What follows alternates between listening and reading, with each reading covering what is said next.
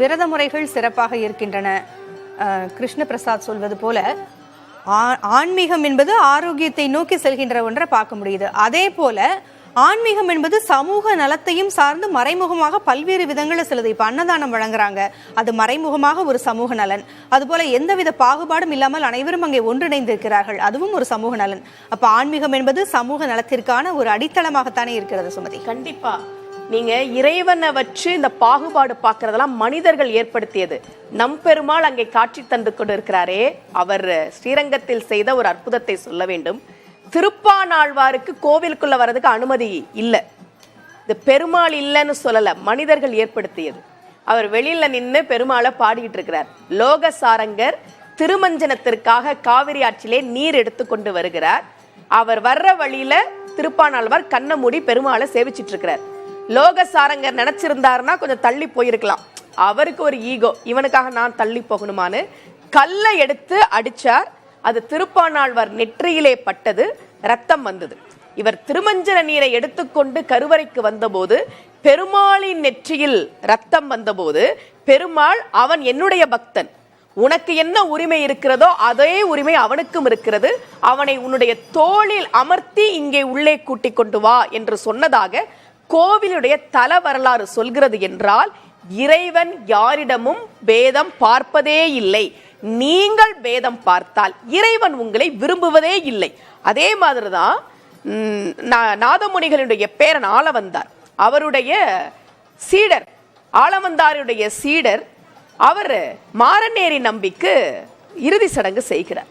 உடனே எல்லோரும் சேர்ந்து அவரை ஒதுக்கி வைக்கிறார்கள், பெரிய நம்பியை ஒதுக்கி வைக்கிறார்கள். அவருக்கு ஒரு பெண் அத்துழாயின்னு பேர்.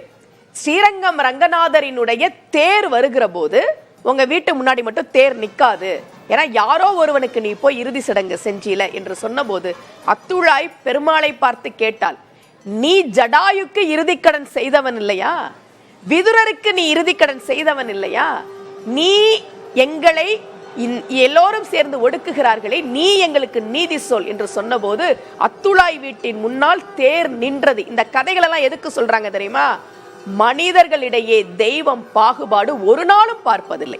நீங்க சொன்னீங்க இல்லையா, ஆரோக்கியம் அப்படின்றது ஒவ்வொரு தனி மனிதனுக்கும் உரியது. இந்த சமூக நலன் சார்ந்து என்பது இறைவனுக்கு முன்னால் எல்லோரும் சமம் என்பதற்காகத்தான் இது போன்ற கதைகளை எல்லாம் சொல்லி வைத்தார்கள். ரொம்ப அழகான ஒரு கேள்வியை நீங்க கேட்டீங்க பூங்குழலி. இவ்வளவு நேரம் பேசினதுலேயே எனக்கு ரொம்ப மகிழ்ச்சியான விஷயம் என்னன்னா, இறைவனின் பெயரால் பாகுபாடு பார்ப்பதை அவன் ஒருபோதும் விரும்புவதில்லை அப்படின்னு சொல்றதுக்கு ஒரு வாய்ப்பு எனக்கு கிடைச்சதுதான். ரொம்ப அழகான காட்சிகளை பார்த்து கொண்டிருக்கிறோம். இந்த காரமடை பெருமாளை காட்டிக் கொண்டிருக்கிறார்களே, இவருக்கு என்ன சிறப்பு தெரியுமா? பொதுவா சிவன் சியம்புவாக தோன்றிய மூர்த்தங்கள் தமிழ்நாட்டில் நிறைய உண்டு. ஆனால் காரமடையில இருக்கக்கூடிய இந்த பெருமாள் சுயம்புவாக தோன்றியவர். அதே போல கருடாழ்வாருக்கு திருமண கோலம் காட்டிய தலம் இந்த தலம். நீங்க தமிழ்நாட்டில் அகத்தியருக்கு சிவபெருமான் திருமண கோலம் காட்டிய தலங்கள்னு உண்டு. அதே போல கருடாழ்வாருக்கு பெருமாள் திருமண கோலம் காட்டிய தலம் நாச்சிமாரோடு அங்கே சொர்க்கவாசலை கடந்திருக்கக்கூடிய காரமடை ரங்கநாதரை நாம் புதிய தலைமுறை மூலமாக தரிசனம் செய்து கொண்டிருக்கிறோம். இந்த காரமடை பெருமாள் கோவில்ல சடாரி சேவை கிடையாது. பொதுவாக பெருமாள் கோவில்கள்ல என்ன பண்ணுவாங்க, துளசி தீர்த்தம் கொடுப்பாங்க, சடாரி வைப்பாங்க. அந்த வழக்கம் இந்த கோவில்ல கிடையாது. அதற்கு பதிலாக ராமபானம் வைப்பாங்க. அந்த ராமபானத்துல அந்த ராமபானத்தின் உள்ளேயே ஆதிசேஷனுடைய வடிவம் இருப்பதாக சொல்லப்படுகிறது. இந்த கோவிலுடைய வழக்கம் அதான். அதே மாதிரி ஒரு சிவன் கோவில்ல சடாரி வைப்பாங்க. அது எந்த கோவில் அப்படின்னா திருநல்லூர் கல்யாண சுந்தரேஸ்வரர் கோயில்ல. நான் அந்த கோவிலுக்கு போயிருக்கும் போது, என்ன சாமி பெருமாள் கோவில்ல சடாரி வைக்கிற மாதிரி வைக்கிறீங்களே என்று கேட்டபோது அவர் சொன்னார், திருவடி தீட்சை அப்பருக்கு கிடைத்த ஸ்தலம். இன்னொன்று தெரியுமா, இத்தனை பெருமாள் கோவில்களை நம்ம வைகுண்ட ஏகாதசி சொர்க்கவாசல் திறப்பு பார்த்தோம்ல, திருவண்ணாமலை கார்த்திகை மகாதீபத்தை நம்ம நேரலை பண்ணோம் புதிய தலைமுறையில். திருவண்ணாமலையில் சொர்க்கவாசல் திறக்கப்படும் தெரியுமா? இரண்டாவது பிரகாரத்தில் அங்கே பெருமாள் கோவில் இருக்கிற சந்தான கோபாலகிருஷ்ணன் இருக்கிறார். அப்ப சொர்க்கவாசல் திறக்கப்படுகிற சிவன் கோவில் என்றால் திருவண்ணாமலை கோவில். இந்த காரமடை கோவிலில் சடாரி சாற்றுகிற வழக்கம் கிடையாது. அதற்கு பதிலாக ராமபானம் வைப்பார்கள். சேலத்தில் கூட கோட்டை பெருமாள் கோவில் சொர்க்கவாசல் திறப்பதற்காக காத்திருப்பதை நாம் பார்த்து கொண்டிருக்கிறோம். திருவந்திபுரம் பெருமாளை நாம் தரிசனம் செய்தோம் இல்லையா? இந்த திருவந்திபுரம் என்பது அனுமான் சஞ்சீவி மலையை எடுத்துக்கொண்டு இலங்கைக்கு போன போது அதிலிருந்து ஒரு துண்டு விழுந்து உருவான இடம் என்று ஒரு புராண கதை உண்டு இந்த திருவந்திபுரத்திற்கு. அங்கே தேவநாத சுவாமியாக பெருமாள் சேவை சாதிக்கிறார். செங்கமல தாயார் என்கிற திருநாமத்தோடு தாயார் அருள்பாலிக்கிறார். காரமடை ரங்கநாதரை நாம் புதிய தலைமுறை மூலமாக நாம் தரிசனம் செய்து கொண்டிருக்கிறோம்.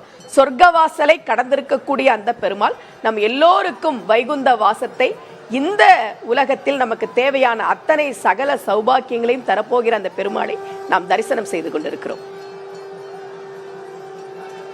சொர்க்கவாசல் திறப்பு ஒவ்வொரு கோயிலிலும் நடைபெற்றுக் கொண்டிருக்கிறது. ஸ்ரீரங்கம், திண்டுக்கல், சேலம், திருவல்லிக்கேணி போன்ற பல்வேறு இடங்களில் சொர்க்கவாசல் திறக்கப்பட்டிருக்கிறது. அங்கு பக்தர்கள் பரவசத்தோடு இருப்பதை பார்க்க முடிகிறது. கிருஷ்ண பிரசாத், இப்போ ஒவ்வொரு கோயிலிலும் ஒவ்வொரு விதமான வழிபாட்டு முறைகள் இருக்கின்றன. ஒவ்வொரு இறைவனுக்கும் ஒவ்வொரு விதமான வழிபாட்டு முறைகள் இருக்கின்றன. இப்போ இந்த வழிபாட்டு முறைகள் எல்லாம் மனிதர்களால் கட்டமைக்கப்பட்டதுதான். மனிதர்களால் கட்டமைக்கப்பட்டதுன்னு சொல்ல முடியாது. இப்போ சைவ ஆகமங்கள்னு எடுத்துட்டாலே 24 இருக்கு. அந்த மாதிரி வைணவ ஆகமங்களும் நிறைய இருக்கு. அதெல்லாம் நம்முடைய சம்பிரதாயத்தில் வந்த பல மகான்கள், ஆச்சாரியர்கள் அந்த இடத்துடைய தாத்பரியத்துக்கு ஏற்றபடி சில ஆகமங்கள்னு பண்ணியிருக்காங்க. பொதுவாக இந்த மாதிரி தெய்வ விக்கிரக பிரதிஷ்டன் பண்ணுறப்போ அதுக்கு முன்னாடி யந்திர பிரதிஷ்டை, பிராண பிரதிஷ்டை மாதிரி சில பிரதிஷ்டைலாம் பண்ணுவாங்க. சில சக்தி வாய்ந்த யந்திரங்களை பிரதிஷ்டை பண்ணுவாங்க. அப்புறம் ஜலவாசம், தானியவாசம், ஸ்வர்ணவாசம் மாதிரி பல ப்ராசஸ் எல்லாம் முடிஞ்சதுக்கப்புறமா தான் தெய்வ விக்கிரகத்தை அங்கே பிரதிஷ்டை பண்ணுவாங்க. இவ்வளவு வழிமுறைகள்ங்கிறது இருக்குது. ஸோ அங்கே என்ன மாதிரியான மெட்டீரியலில் கடவுள் விக்கிரகத்தை பண்ணியிருக்காங்க. இப்போ உதாரணத்துக்கு வெள்ளருக்கு பிள்ளையார்னாலே லிட்ரல் சான்ஸ்கிரிட் டிரான்ஸ்லேஷன் ஸ்வேதார்க்கம். ஸ்வேதார்க்க கணபதிங்கிறது சோடச கணபதியில் முக்கியமான ஒன்று. இப்போ வெள்ளருக்கு பிள்ளையாரை நான் யாருக்காவது பூஜை பண்ணி கொடுக்குறேன்னா ஸ்வேதார்க்க கணபதி மந்திரத்தை தான் அதில் உரியேற்றி கொடுக்கணும். கருங்காலி பிள்ளையார் அப்படின்னா துர்கா கணபதி, சக்தி கணபதி. ஏன்னா நான் இந்த லைன்லயும் இருக்கேங்கிறதுக்காக சொல்றேன். ஸோ வெள்ளருக்கு பிள்ளையாருக்கு ஸ்வேதார்க்க கணபதி மந்திரம் பண்ணணும். ஒவ்வொரு நான் கருங்காலி பிள்ளையார்ல ஸ்வேதார்க்க கணபதி மந்திரத்தை பண்ணுவேன், அத்தி பிள்ளையார்ல ஸ்வேதார்க்க கணபதி மந்திரத்தை பண்ணுவேன்னா அத்தி பிள்ளையாருக்கு தனியா நிதி கணபதி, லட்சுமி கணபதி. ஒவ்வொரு கடவுளுக்கும் ஒவ்வொரு வழிபாட்டு முறைகள் இருப்பது போல ஒவ்வொரு கடவுளுக்கும் ஒவ்வொரு, நீங்கள் சொல்வது போல ஒவ்வொரு பாடல்களும் இருக்கின்றன, ஒவ்வொரு துதியும் இருக்கிறது. திரையில் பார்த்து கொண்டிருக்கிறோம். சொர்க்கவாசல் திறந்தது. அனைத்து பக்தர்களுமே பரவசத்தில் இருப்பதை பார்க்க முடிகிறது. இந்த வைகுண்ட ஏகாதசி உருவானது எப்படி, இந்த பரமபத வாசலினுடைய சிறப்பு எப்படி என்று பல்வேறு கருத்துகளையும் ஐதீகங்களையும் புராண கதைகளையும் பகிர்ந்தீங்க. இருவருக்கும் நன்றி. நன்றி, வணக்கம். அல்லவை தேய அறம் பெறுவேன். நன்றி.